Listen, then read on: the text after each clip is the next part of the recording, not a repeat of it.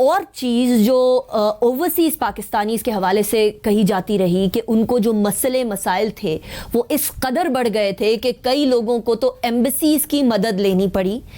کچھ کیسز ذاتی طور پر بھی میرے سامنے آئے جس کے اندر آپ کی منسٹری نے اور پاکستان کی جو ایمبیسیز تھی باہر انہوں نے مدد کی, اور جو اسپیشل فلائٹس تھیں کسی زمانے میں ان سے پاکستانیوں کو واپس لے کر آئے.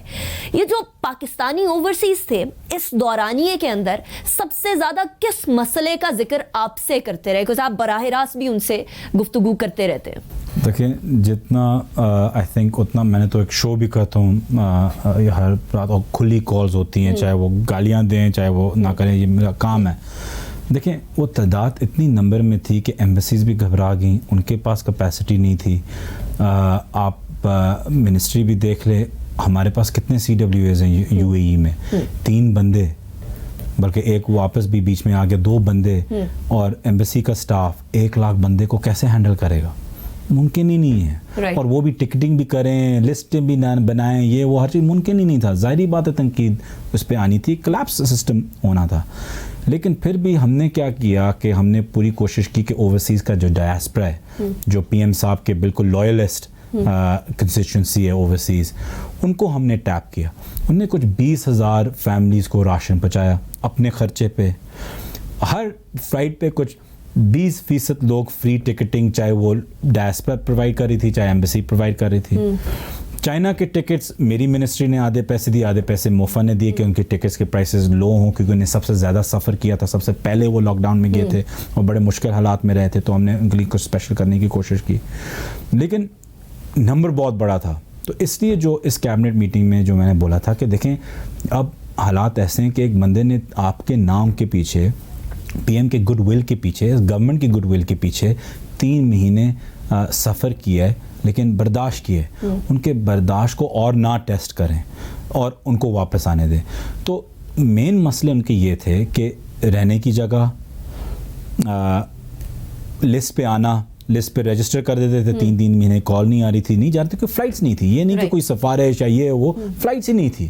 جن کی بھی اگر کسی نے ریکویسٹ کی, وہ تو ایک ایم این اے آئے گا کہ میرے 6 غریب ہیں میرے جگہ کے, ہاں تو مراد سعید کے کتنے کنسٹیچوئنٹ میں کتنے لوگ ہیں جو وہاں باہر کام کرتے ہیں. مراد سعید نے کوئی کبھی اپنے آپ کے کزن کا یا کوئی ایسے تو نہیں کیا واپس آنے کے لیے, انہوں نے اپنے غریبوں کے لیے کیا. تو یہ ساری چیزیں ایک ظاہری بات ہے وہ آؤٹ آف ہینڈ وہاں ہو رہی تھی, ویڈیوز بن رہی تھیں.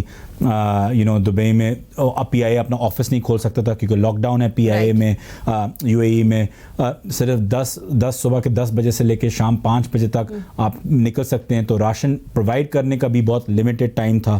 تو اس لیے اس سے میں اوورسیز ڈائسپرا کو جو کمیٹیز ہم نے میری منسٹری نے ہر ایک ملک میں مین جو جہاں ڈائسپرا ہے ہمارا, جہاں بلک ہے, اس میں ہم نے کمیٹیز بنائی تھی, لوگوں کو نوٹیفائی کیا تھا as a pro bono free adviser to the ministry, اور ان کو حق ہے کہ وہ جا کے ایکیومولیٹ کریں اور راشن دیں, جس کا ٹکٹ دے سکتے ہیں اس کا ٹکٹ دیں. اگر وہ ایمبیسیز کو نہیں ریچ کر سکتے, منسٹری کو نہیں ملتے, یہ ان سے کریں.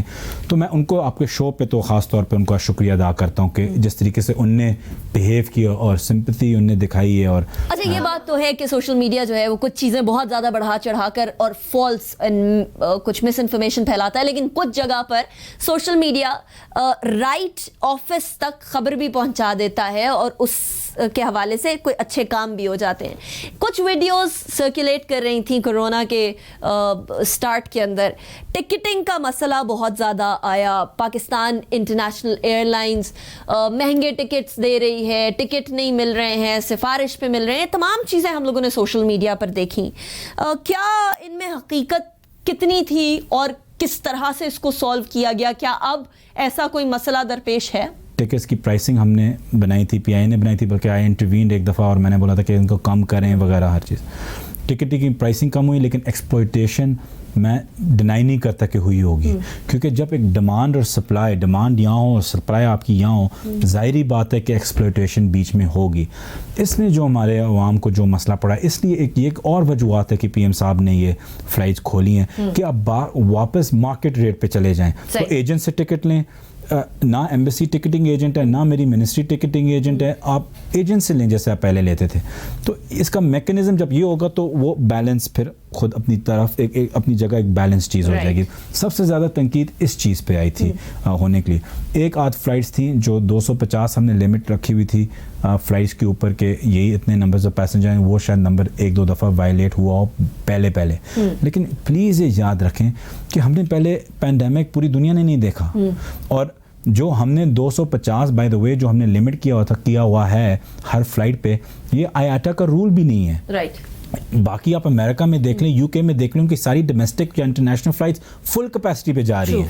تو یہ ایس او پیز جو پاکستان نے رکھے ہوئے ہیں پہلے دن سے, جو یہ الزام لگاتے ہیں مکس میسیجنگ آئی مین اس سے زیادہ بکواس میں نے کبھی سنی نہیں ہے. پی ایم صاحب کی پہلی اسپیچ نکال کے دیکھ لیں اور آخری اسپیچ نکال کے دیکھ لیں, اگر اس میں آپ کو فرق نظر آیا لاک ڈاؤن کے متعلق اور باقی ہمارے جو ایس او پیز ہیں, ضرور ہم اس میں ساتھ ساتھ سیکھتے ہیں جیسے دنیا سیکھ رہی ہے. لیکن یہ